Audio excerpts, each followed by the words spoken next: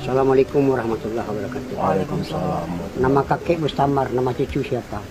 Nurman. Nurman. Kita bersaudara yang diikat dengan kalimat La ilaha illallah Muhammad Rasul. Langit, gunung, bumi, matahari, bulan, bintang, laut, segalanya tidak ada. Yang ada itu Allah, semuanya diadakan. Dunia kecil, Allah yang maha besar. Dunia paling lama 60 tahun atau 70 tahun, tapi akhirat itu selama-lamanya. Jadi orang yang pintar itu dia memikirkan hidup sesudah mati dan hari akhirat. Tapi kalau orang yang bodoh dia memikirkan makan, minum, kawin, uang sebanyak-banyaknya. Jadi dahulu Islam itu seperti taman. Karena dakwah dijalankan yang dicontohkan Nabi, menjumpai umat tanpa diundang, tanpa minta upah. Tidak mengajak kepada organisasi, kelompok dan golongan. Mengajak diri kita taat, mengajak manusia taat. Kalaulah manusia taat, selesailah semua masalah. Tapi kalau manusia tidak mau taat, bertambahlah masalah. Kenapa? Sesungguhnya kebahagiaan dan kejayaan manusia itu hanya ada di dalam mengamalkan agama. Baik dia orang kaya, orang miskin, kota, desa, penjabat, rakyat. Kalau mereka mengamalkan agama, inilah orang yang berhasil yang sementara dan berhasil di akhirat selama-lamanya. Kalau dia mengamalkan agama, selesailah semua masalah. Tapi kalau mereka tidak mau mengamalkan agama, bertambahlah masalah. Dan sekarang Islam itu sudah seperti hutan belantara. Kenapa? Karena dakwah sudah lama ditinggal. Banyak saudara kita sekarang mengaku Islam tapi nggak mau mendirikan sholat. Banyak wanita perempuan kita sekarang mengaku Islam tapi nggak mau tutup aurat. Satu rambut, satu dosa. Orang wanita Islam sekarang sudah banyak bangga pakai celana ketat, baju ketat, menampakkan tubuh. Itu alias bertelanjang. Allah. Merancang orang laki-laki. Kalau kita bilang sama dia ini model katanya. Ini salah siapa? Ini bukan salah penjajah, bukan salah ulama, bukan salah ustadz, bukan salah kiai. Ini salah kita karena kita tidak mau lagi menghidupkan dakwah. Jadi usaha dakwah ini usaha heran karena sudah lama ditinggal. Orang kalau belum ikut usaha dakwah dia heran melihat orang dakwah. Apa kerja orang dakwah? Tapi kalau orang sudah ikut dakwah, dia heran melihat orang tidak mau dakwah. Tidak ada pekerjaan yang lebih besar dari pekerjaan dakwah. Kerja dakwah ini kerja Nabi. 124 Nabi dan Rasul kerjanya dakwah. Mengajak manusia taat kepada Allah. Ucapkanlah la ilaha illallah. Kamu akan sukses, kamu akan berjaya. Jadi hakikat la ilaha illallah taat kepada Allah. Barang siapa taat kepada Allah, dunia akan berkhidmat kepada Allah. Jadi barang siapa istiqomah dalam dakwah, penduduk langit dan penduduk bumi akan berkhidmat kepada mereka. Barang siapa istiqomah dalam dakwah, sorga akan rindu kepada mereka. Barang siapa istiqomah dalam dakwah, kalau dia mati nanti Allah yang akan mencabut nyawa. Ini hadis kudusi. Hadis kudusi. Jadi dakwah ini Masya Allah. Walaupun kita punya perusahaan 10 buah, 15 buah, 5 buah, itu nggak dipandang oleh Allah. Tapi kalau usaha dakwah ini sepagi sepetang kita di dalam Allah, lebih bagus daripada dunia dan keisinya. Ini kebesaran pahala dakwah. Jadi kerja-kerja dakwah ini kerjanya sedikit tapi hasilnya besar. Kalau kerja dunia, kerjanya berat, hasilnya sedikit. Istri kita kalau nggak diajak dakwah, dia pandangannya dunia. Pandangan dunia ini sifatnya menipu. Sekarang banyak orang tergoda oleh dunia, ibadah ditinggal. Padahal di dalam perintah ada kejayaan, ada kebahagiaan dan ada kebaikan. Jadi wanita ini dimuliakan oleh Allah 7 surat yang terpanjang di dalam Al-Quran An-Nisa.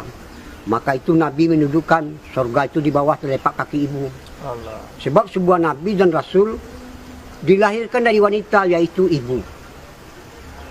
Jadi wanita ini yang pertama menerima dakwah Nabi Rasulullah SAW, ya wanita Khadijah radhiyallahu anha.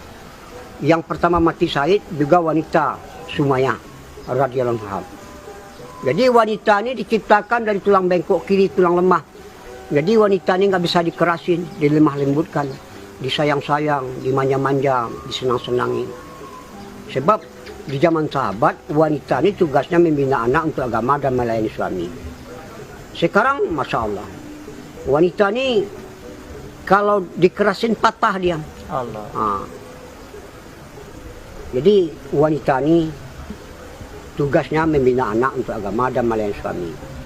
Sekarang wanita sudah rosak di mana-mana. Sekarang wanita di pom bensin, di pasar-pasar, di swalayan, di mal-mal, di pabrik-pabrik, sampai sekarang wanita jadi TKW sekarang.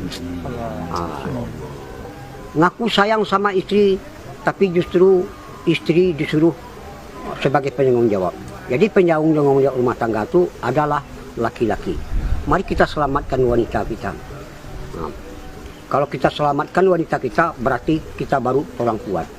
Nah, jadi disenangkan wanita kita. Nah, selalu kita menafikan dunia ini. Allah Khalik, Allah Malik, Allah Razik, Allah Sami, Allah Basir, Allah Alim.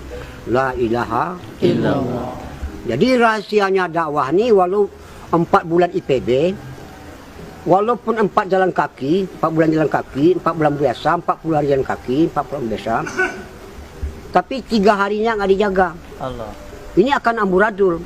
Jadi kita dakwah ini tak ubahnya seperti nanam padi. Jadi kalau keluar 40 hari, 4 bulan itu masa training latihan yang dakwah tuh dimakomi di kampung kita sendiri. Jadi kalau dakwah, kalau kita keluar, dakwah dikencangi. Kalau dimakomi, akhlak dinampakkan, khidmat. Jadi mudah-mudahan semua kita ajak orang ikut dakwah. Jadi kalau orang sudah ikut dakwah, dia menjadi orang kaya. Sebab orang Eropa nggak punya pabrik, PT, perusahaan, dia nggak bisa keliling dunia. Paling-paling dia bisa keliling dunia tinggal di hotel berbintang 5. Kalau orang dakwah, dia nggak punya apa-apa, tapi dia bisa memperjuangkan agama ke seluruh dunia. Allah. Tinggalnya di taman sorga, yaitu di rumah bintang bulan, di rumah Allah. Jadi orang dakwah ini orang senang. Kenapa? Orang dakwah dia nggak mau diperbudak dunia, justru dia memperbudak dunia. Benar ya Allah. Ibadah diutamakan, dunia dinomor 2-kan. Jadi dakwah ini, kenapa ibadah diutamakan? Ibadah ini tujuan. Dunia keperluan, sandang, pangan, papan, kendaraan, nikah, anak, istri, semuanya bakal ditinggal. Apa akan dibawa? Iman dan amal soleh. Maka itu Allah berfirman, aku tidak melihat hartamu, aku melihat hati dan amalanmu. Nanti di surga aja banyak orang menyesal. Jadi orang dakwah ini orang jawara, jagoan. Dia nggak mau tahu siapa, mau tentara, ABRI, mau polisi, mau preman, apa saja lapisan masyarakat dia datangi, diajak supaya ikut usaha dakwah. Jadi kita, sebab dakwah ini tugasnya 3, ta'aruf, ta'aluf, targhib, dan taskin. Insya Allah kita semua ikut dalam usaha dakwah. Insya Allah. Kita tutup dengan doa para majelis. Subhanallah wa bihamdihi, asyhadu an la ilaha illa anta, astaghfiruka wa atubu ilaik. Assalamualaikum warahmatullahi wabarakatuh.